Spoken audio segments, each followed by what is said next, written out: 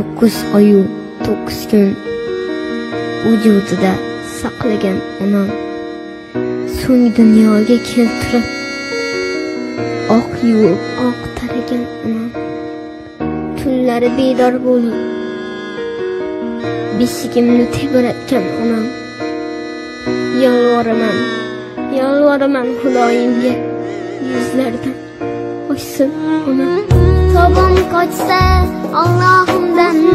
shifo so'rab yig'lar onam hayallasam yo'lim poylab zor intizor kutgan onam